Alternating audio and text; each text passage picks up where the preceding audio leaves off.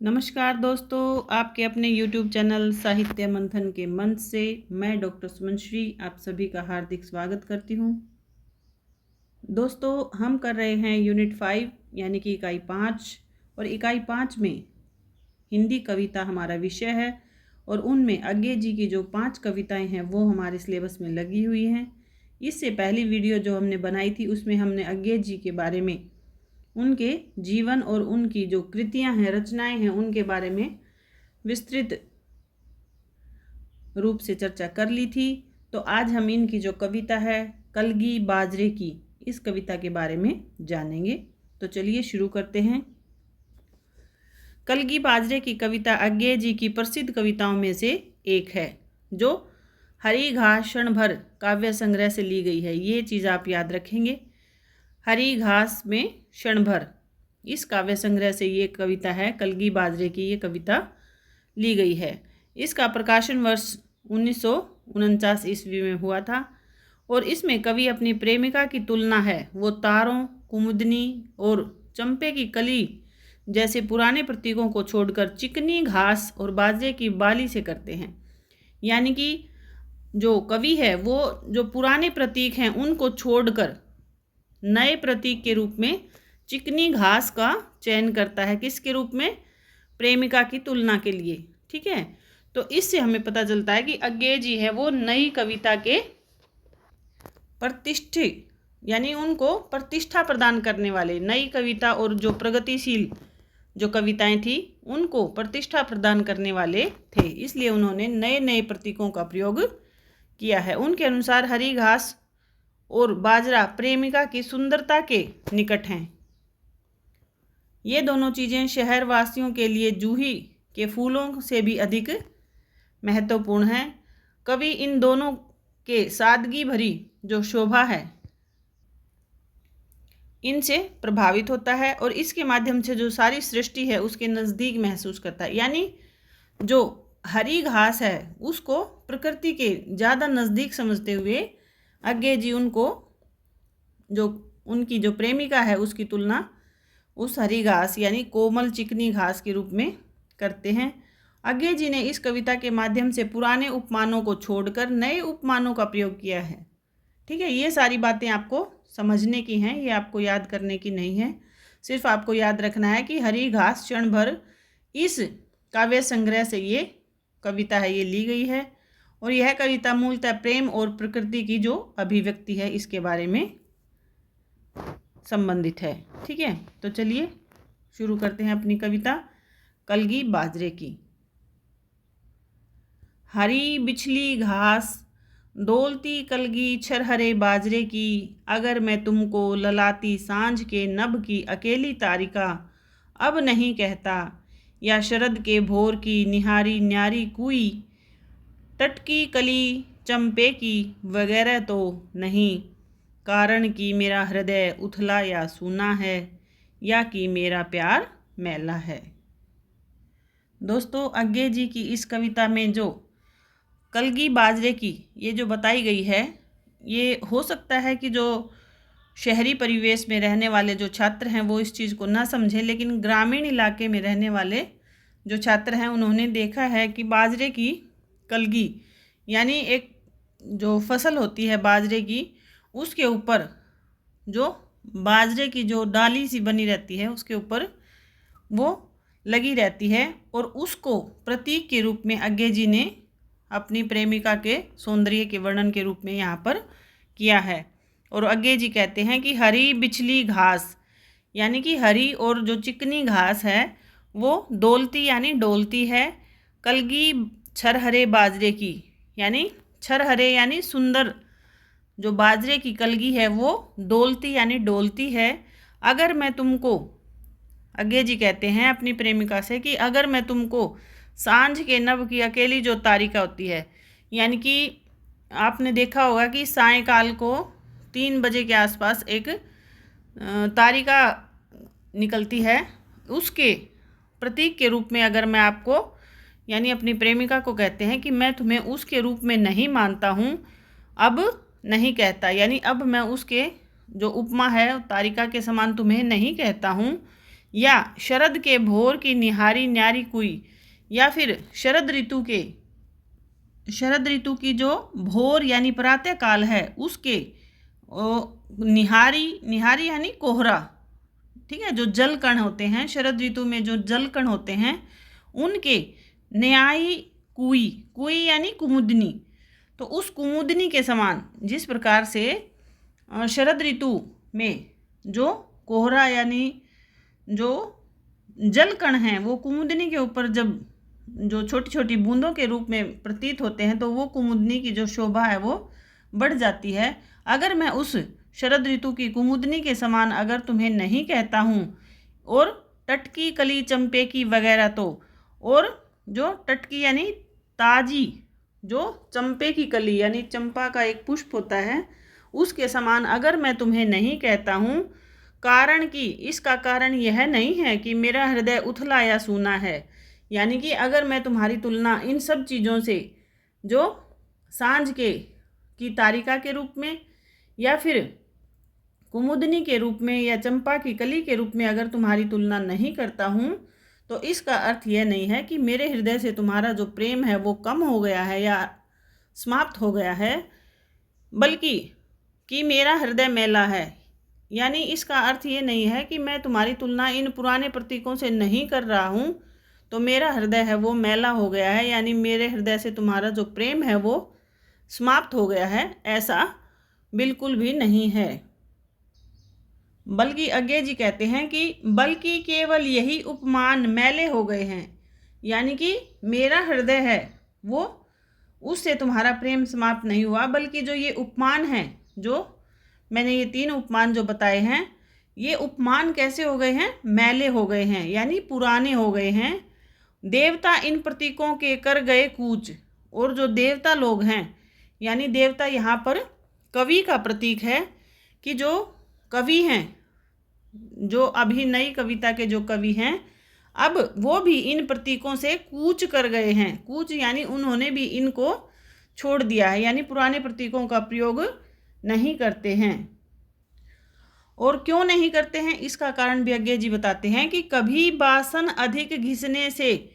मुलम्मा छूट जाता है, मगर क्या तुम नहीं पहचान पाओगी, तुम्हारे रूप के तुम हो निकट हो इसी जादू के, निजी किस सहज गहरे बोध से, किस प्यार से मैं कह रहा हूँ अगर मैं यह कहूँ। यानी कि अज्ञे जी कहना चाहते हैं कि कभी बासन यानी जो बर्तन होते हैं ना, उनका तद्भव रूप यहाँ पर प्रयोग किया गया है। बासन अधिक घिसन से, यानी बासन यानी बर्तनों को अधिक घिसने से उनका मुलम्मा छूट जाता है, यानी उनके ऊपर एक जो लेप होता है, यानी उनको चमकाने के लिए एक कलई के रूप में उस बर्तन के ऊपर एक परत चढ़ा दी जाती है। अगर हम उन बर्तनों को ज़्यादा घिसते हैं तो उनसे वो जो कलई की जो परत होती है वो छूट जाती है, मगर क्या तुम नहीं पहचान पाओगी, लेकिन कलई छूट जाने से ऐसा तो नहीं है कि तुम उसे पहचान नहीं पाओगी। तुम्हारे रूप के तुम हो निकट हो इसी जादू के, यानी कि तुम्हारा जो सौंदर्य है वो इन प्रतीकों के ज़्यादा निकट नहीं है, यानी तुम्हारे सौंदर्य का जो जादू है वो इन प्रतीकों से कहीं अधिक है, और ये जो प्रतीक हैं वो पुराने हो चुके हैं। निजी किस सहज गहरे बोध से, किस प्यार से मैं कह रहा हूँ, यानी कि जो बोध है, यानी जो कवि है वो अपनी प्रेमिका को कहता है कि निजी किस सहज गहरे बोध से प्यार से मैं कह रहा हूँ, यानी कि ऐसा नहीं है कि जो शब्दों का जो जादू है वही अधिक प्रभावशाली होता है, यानी जो समर्पण का जो महत्व है वो शब्दों के जादू से कहीं अधिक होता है। ठीक है, इन जो पंक्तियों में कवि यही कहना चाहते हैं कि ऐसा नहीं है कि अगर मैं तुम्हारे उपमानों को यानी तुम्हारे सौंदर्य के लिए कोई उपमान प्रयोग नहीं कर रहा हूँ, जो पुराने उपमान है उनका प्रयोग नहीं कर रहा हूँ, तो ऐसा नहीं है कि मेरे हृदय से तुम्हारा जो प्रेम है वो समाप्त हो गया है, बल्कि जो समर्पण का जो भाव है वो शब्दों के इस जादू से कहीं अधिक है। और अज्ञे जी कहते हैं कि बिछली घास हो तुम, यानी ये जो प्रतीक हैं वो तुम्हारे लायक नहीं हैं, यानी ये जो प्रतीक हैं ये पुराने हो चुके हैं और ये तुम्हारे सौंदर्य को स्पष्ट नहीं कर सकते। इसलिए कहते हैं कि तुम क्या हो, बिछली हुई घास हो, यानी एक कोमल घास के समान हो, लहलाती हवा में, और कलगी छरहरे बाजरे की। और एक तो तुम कोमल घास के समान हो और एक बाजरे की जो कलगी होती है उसके समान हो। आज हम शहरार्थियों को पालतू मंच पर सवरी जूही के फूल से सृष्टि के विस्तार का, ऐश्वर्य का, औदार्य का, कहीं सच्चा कहीं प्यार का एक प्रतीक बिछली घास है। आगे अज्ञे जी कहते हैं कि आज हम शहरार्थियों के, यानी जो शहर में रहने वाले लोग हैं वो क्या करते हैं कि पालतू मांचल पर सांवरी जूही के फूल से, यानी कि पालतू का अर्थ होता है कि अपने घर में जैसे गमलों में सजा कर रखते हैं ना जूही के फूल को, उसके समान, यानी उस जूही के फूल के समान मैं तुम्हारी तुलना नहीं कर सकता। सृष्टि के विस्तार का, ऐश्वर्य का और औदार्य का, यानी तुम तो इस सृष्टि के विस्तार का और ऐश्वर्य का, जो औदार्य यानी उदारता का प्रतीक हो,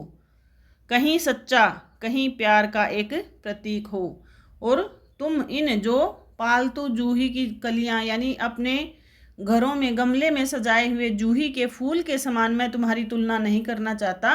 क्योंकि तुम तो इस सृष्टि के विस्तार के समान हो, ऐश्वर्य के समान हो और उदारता के समान हो। कहीं सच्चा, यानी इन सब से